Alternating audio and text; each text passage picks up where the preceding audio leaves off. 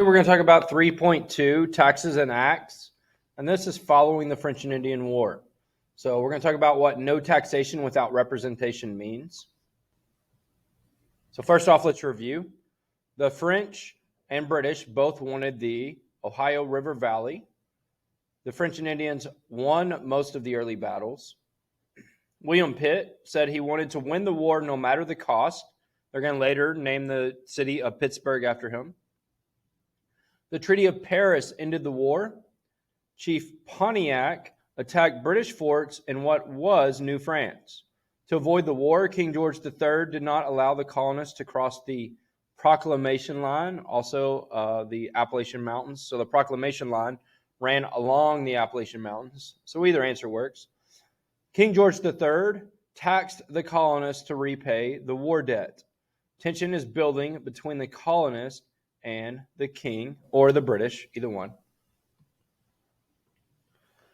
So the British finance minister, his name was George Grenville, and what do you think his main job was after the French and Indian War? And that's to gain money from the colonists to repay the war debt. So he's going to create many taxes, many acts that a lot of them will help gain money for the British to repay back this war debt from the French and Indian War. And so the first one he's going to create is the Rights of Assistance Act, and that is where British can search any ship without a search warrant. So remember at the time, due to the Navigation Acts, that the 13 colonies had to trade with Britain and could only trade with Britain. Well, this is going to create the black market to where many colonists are going to start trying to trade with other people illegally. And so the Rights of Assistance is created to try to stop the smuggling of goods on the black market. And so it's going to, they're going to create it to where the British Navy, which are basically off the coast of the 13 colonies, when they see an American ship, they can pull it over, get on that ship, and search it to make sure that there are no items on there that they bought or are selling on the black market.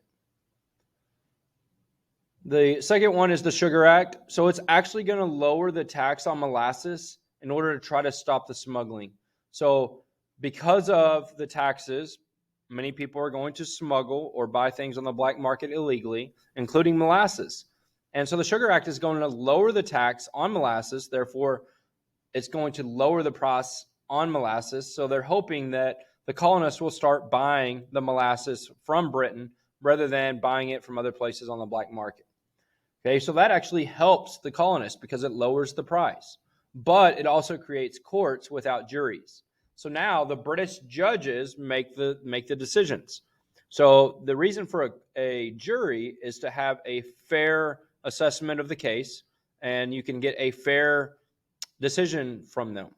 Well, now, if you get in trouble in the 13 colonies, you are sent to England, you are sent to court, and you walk in the courtroom, and it's just you and the British judge. There's no jury that's going to listen to your side of the story. And that British judge is going to say guilty 100% of the time. They're not going to listen to your side of the story. They don't care if you got misaccused or something like that. They're going to say you're guilty every time. And so it's going to be very unfair to the colonists. The Stamp Act placed a tax on all printed things, such as playing cards, legal documents, and newspapers. And, you think of today, you think, well, none of that's really that important. Well, everyone got their information at the time through newspapers. So newspapers were very popular. And an example of the Stamp Act would be, normally a newspaper maybe costs, 3 cents. And so you're used to paying that 3 cents for your newspaper. Well, now they placed the Stamp Act on it to where now your newspaper costs 5 cents. And at that time, 5 cents was a lot more then than it is now. But the 3 cents would go to the newspaper company or whoever you're buying the newspaper from. Then the extra 2-cent tax would then go to England, and they would put that towards the war debt. So there are going to be many people that throw a fit about the Stamp Act, and so it's going to eventually get repealed, but then the king will replace it with the Declaratory Act. And the Declaratory Act is worse than the Stamp Act because it says that Britain can put a tax on anything they want. So now this gives Britain the freedom to tax anything, any item they want, whenever they want.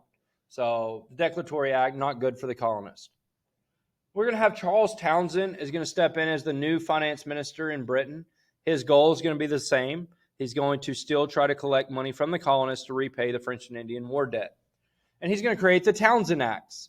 And that's going to place a tax on all imported items into the U.S. So any import that comes to the U.S., they will have to pay an extra tax on, including tea. Now, there's only one way around this tax, and that is to start making American-made products and not buy imports. And so you're going to have the Daughters of Liberty are going to be created, and it's a group of women that are going to promote American-made products. Now, it's a great idea. These women are going to start making clothes and selling them among the colonists. Now, the problem is America does not have the factories built in America yet to where they still need imports. They're not able. They do not have the factories built to where they cannot survive without imports. Next, we have the Sons of Liberty, and this is an anti-British gang from Boston created by Samuel Adams. So this is an anti-British gang or cult that is going to give problems to the Redcoats. They are again going to give problems to anyone that supports the king, and we'll talk more about them later. But they're going to start this saying, "No taxation without representation." And so think about what that means. No taxation without representation. Okay, the first part, pretty easy. No taxation, meaning they don't want to be taxed. And the reason why is they have no representation in the government. So colonists should not be required to pay taxes to a government without having any say in that government's policies. Okay, so the tax dollars that are going to England for the French and Indian war debt, they're getting sent to Britain, yet the colonists that are paying them do not get to vote in the British government. They are not getting to vote on who represents them in the British government. They're not getting to vote on any of the laws that are trying to get passed. So the colonists have no say-so in the British government because they do not live in Britain, yet their tax dollars are still going there. Now, they're not complaining about being taxed just because they don't want to be taxed.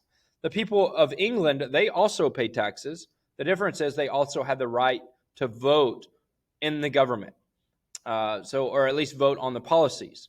If you remember why Georgia was created, it was to clean out the prisons from the poor people that could not afford taxes and also the criminals. So yes, even in France or even in England, they still pay taxes. So the colonists are not complaining about paying taxes. It's the fact that they get no representation in the government. So they should not have to pay taxes if they don't get representation in the government.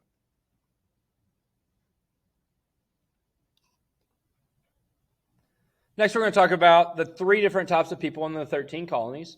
The first one we have is a patriot. So think of like the New England Patriots, the football team. Okay, this is what their mascot is. It's an anti-British person who wants freedom from Britain's control. Therefore, they are willing to fight for their independence.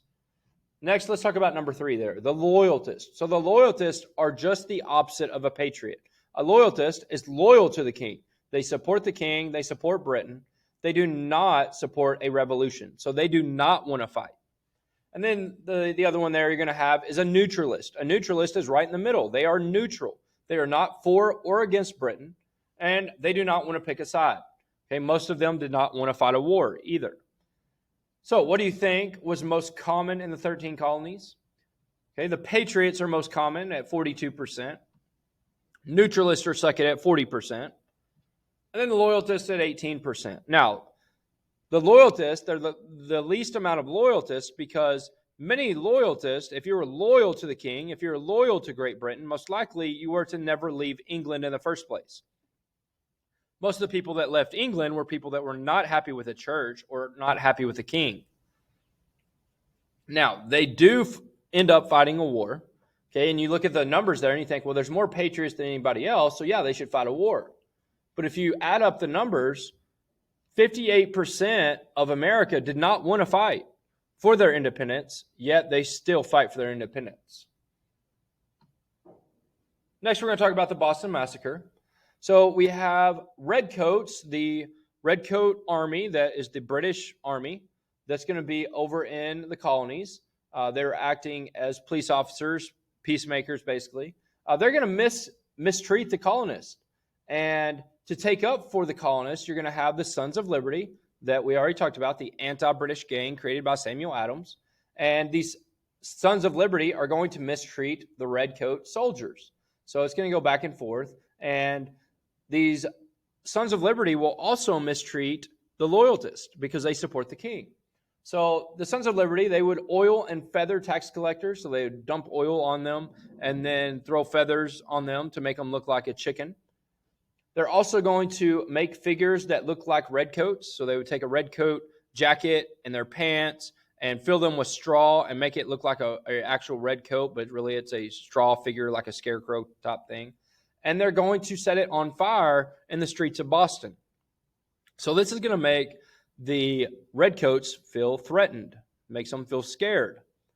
So King George III is going to send over more redcoats to the U.S. to try to control the situation, especially in Boston. Remember, the redcoats are also acting as police officers. Colonists form a mob in Boston. They are going to start throwing snowballs and at these British redcoats, and they're going to start a fight. They're going to have name calling. They're going to be throwing snowballs, and these redcoats who are holding rifles or muskets, they've had enough. And eventually, these redcoats are going to start firing shots into this mob that has been created by the colonists. Now, this is known as the Boston Massacre. So how many people do you think died? With it being a Boston Massacre, you would think a lot of people, right? Not at all. Okay, the Boston Massacre, 5 colonists will be shot and killed. Okay, the one famous one being Crispus Attucks.